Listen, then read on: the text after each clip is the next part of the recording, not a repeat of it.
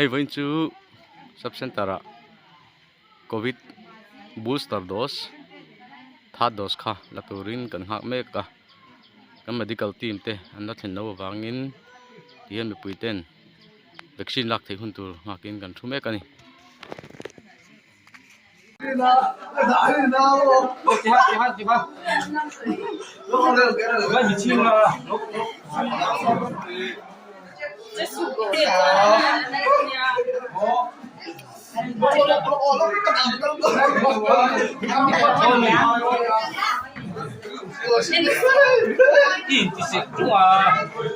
vaccine là từ hay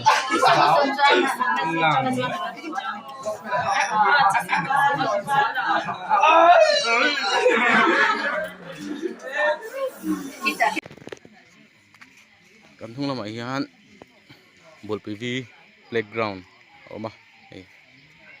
hi ani a live playground hi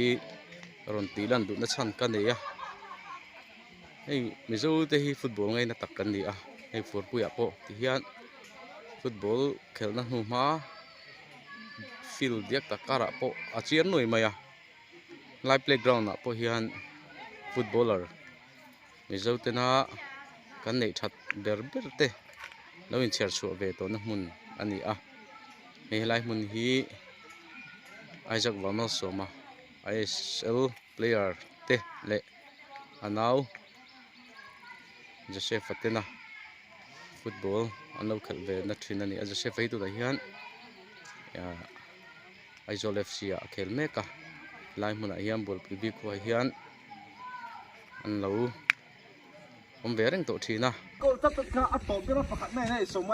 mai nọ to nhiều ý các em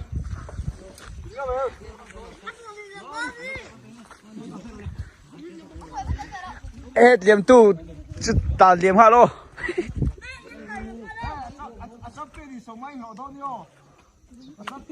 ý nằm lớn tục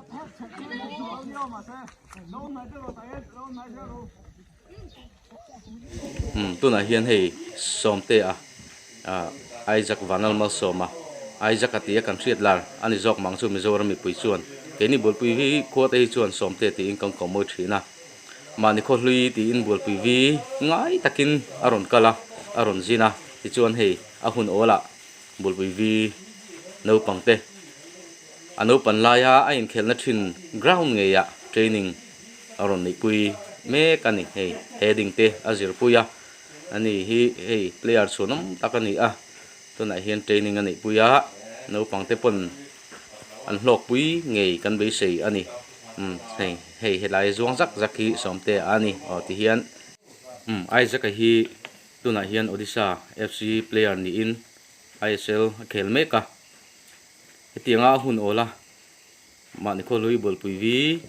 ngai takarong kala no pangte training aron pe hi keni point kan ngai lu le a akal zel tura po du sakna sang ber kan hlan tak mi ani Mizoram player tha tejing mi ani chena pusi thang chona ani a hi khilai ni chira kan swen khan khilai primary school a khian zirtir tu na alo thok thina football a tuye mema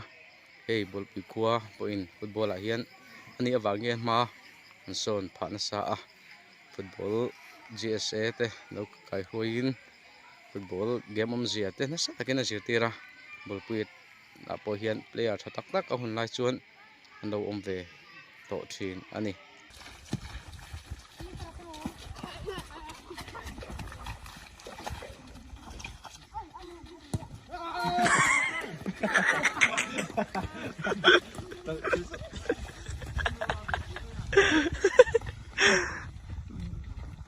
ai sai đến tao gọi no pangin khel tha lak ka tum view line khuwa chiat na sat deuh awangin an tha kan vala lok thei lawa hei